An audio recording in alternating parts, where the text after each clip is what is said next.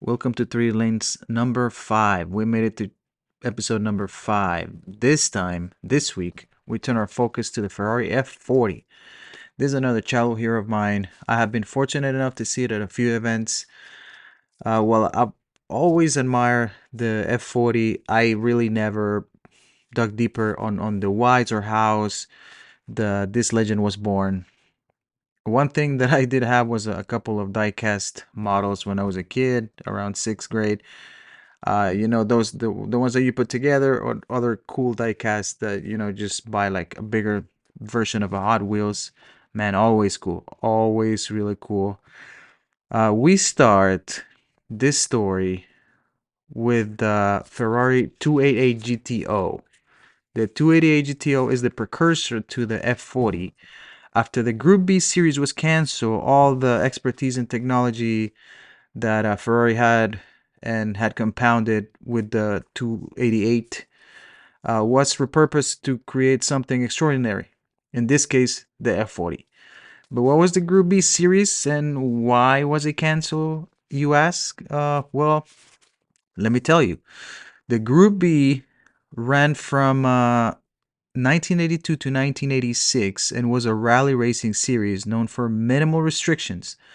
The homologation required not too many cars, around 200 cars. Homologation means you have to make certain cars that can be road cars in order for you to be able to use this new race car that you have. The cars had around 400 to 600 horsepower. They feature cutting edge technology like four-wheel drive and turbocharging. The conditions were really, really dangerous for the spectators and the drivers, which ultimately led to the series downfall. While the Group B was primarily a rally series, it was initially intended for both. It was supposed to be a rally and a circuit racing, something similar to what Indy has nowadays, where they combine the circuits, like Long Beach, or the ovals like the Indy 500. The loose regulations allow the development of some of the best rally cars ever made, marking what many consider the golden era of rally. In this case, with the Group B, it had brands such as Audi, Ford, Lancia, Peugeot, and they dominated the series. These brands were the definite dominant forces of the series. To give you an idea of the legendary cars created for Group B, we have the Audi Quattro, the S1 E2, the Lancia Delta S4, the Peugeot 205, T16. Fun fact: in Spanish, we say Peugeot. I don't know why. I don't know which one is actually the correct one, but that's how we say it in Spanish. Uh, Another one, the Ford RS 2000. Man, that's a really really nice car. I've seen it in person probably once, and it's really really cool. Lastly, the MG Metro 6R4, which if you have never seen it, Google it. But it looks like the Peugeot 205. Really really nice. Adding to this, the Ferrari 288 GTO. Man, heavy hitters right here. Only heavy hitters. But why was it canceled? Well, I gave you a hint before. The regulations were too relaxed and safety took a backseat. The tragedies ultimately, took basically the life of the series. On March 5th, 1986, parentheses right here. Let me backtrack here. Yes, this event happened March 5th, but 1986 was the last year of Group B, and it was marked by two deadly events. The first one, as I said, March 5th, 1986, the Rally de Portugal. Joaquim Santos, he lost control of his 4S 2000. He crashed into the crowd, killing 4 people, one woman and 2 kids. Then another kid was sent to the hospital, dying later in the hospital. Really, really sad, really, really tragic. 32 other people were injured in this crash. But despite the tragedy, the series continued. 2 months later, though, on May 2nd, 1986, Henry Toivonen, Finnish driver, and his co-driver Sergio Cresto, or Sergio Cresto, because he was from New York. He was Italian descent, hence the name, but he was from New York. Died when their Lancia Delta S4 plunged into a ravine, exploded, and caught on fire. So basically, they went down a ravine. They landed on the roof. They crashed against a tree. The car exploded, caught on fire. They both passed away. This second incident made the FIA to pull the plug on Group B, forever cementing its place in motorsport history. Considered again the best time for rally. This series was absolutely canceled after this. All right, let's move back to the story of the 288 GTO, a car that never saw the light of Group B. But this was a car that was based on the Ferrari 308 GTB, and it was developed again exclusively for Group B racing. It featured a 2.9-liter twin turbocharged V8 engine.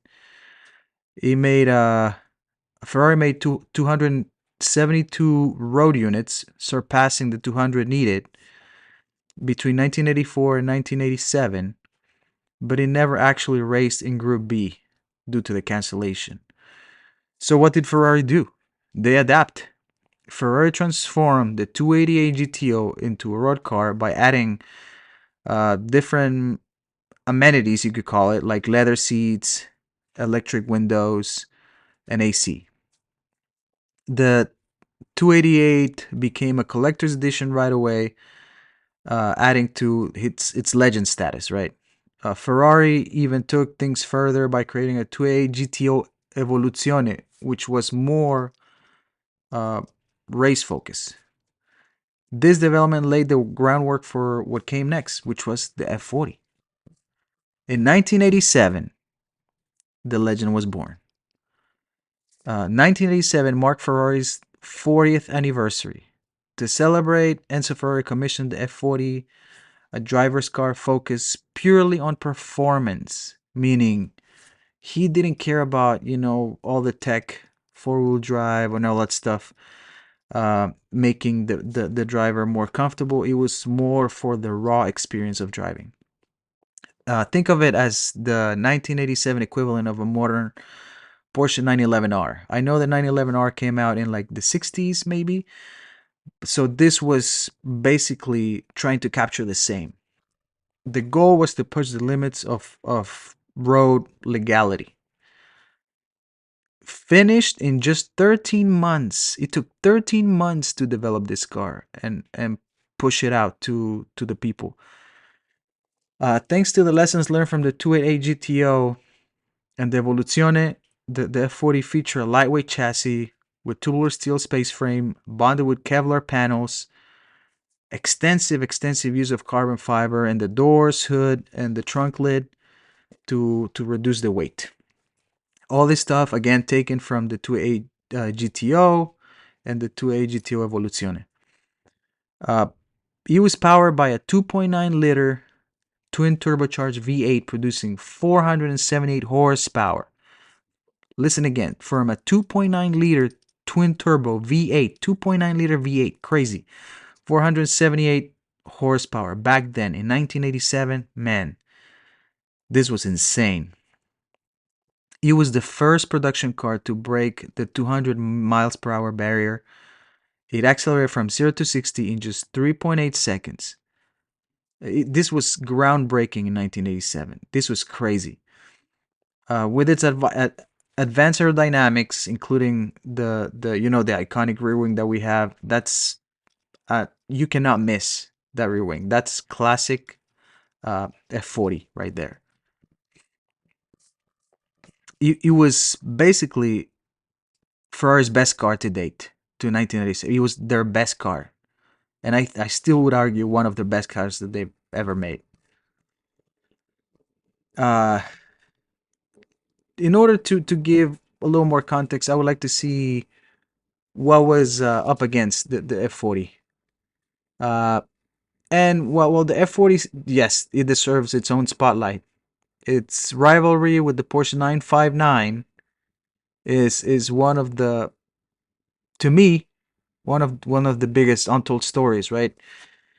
Both cars showcase cutting edge technology, but they took different approaches. The 959 emphasized engineering feats with adaptive suspension, ABS, variable all wheel drive, and the F40 focused more on lightweight construction using composites and tubular space frames, meaning one was trying to reduce as much weight as possible, the other one was trying to add help from engineering achievements or technology. In terms of performance, the F40 had a little bit of an edge. It had a higher top speed in between 201 and 202 miles per hour versus the 197 of the 959. And I said 201 to 202 because this is still argued about. I mean, I haven't found a legit source that can say one specific number. The car was also significantly lighter.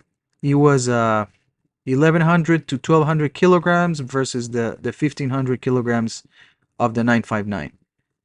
The F40 also had more horsepower, 478 versus the 450 of the 959, with weight distribution a little better on the F40. Some people say that it's close to 50-50. I haven't found anybody that has the exact numbers again, but it was closer to 50-50 than what the 959 was.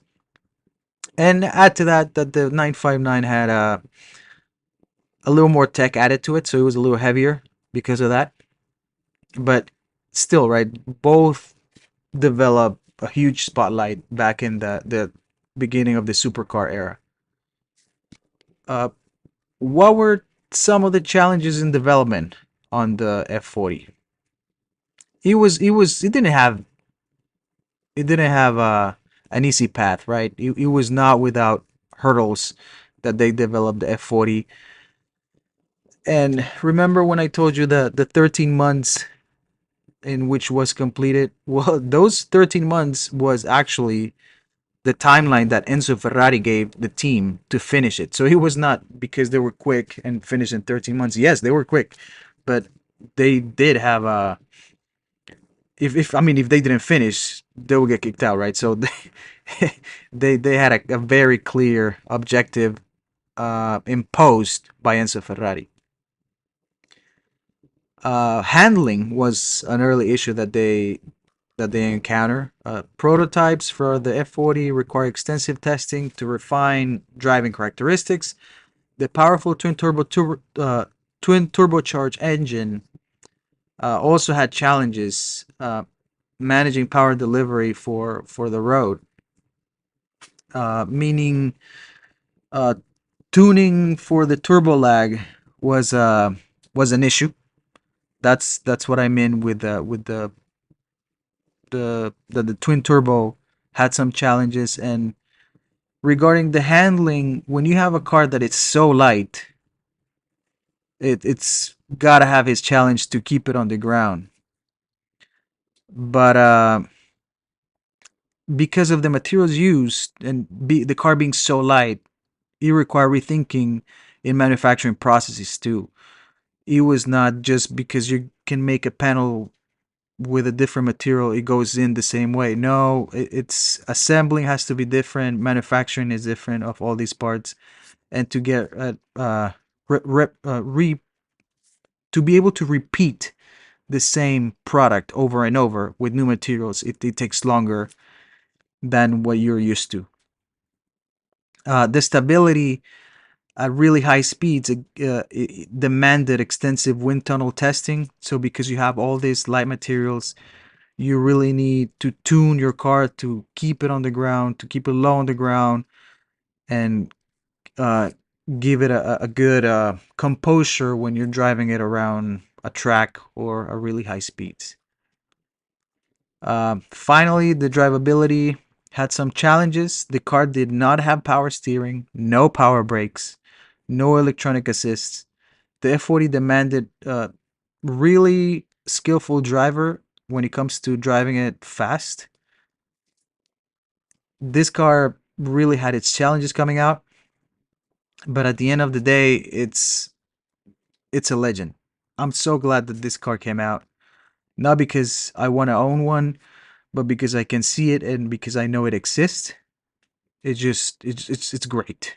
The F40 set a new benchmark for performance cars. It competed directly with the 959, and this only enhanced its legendary status.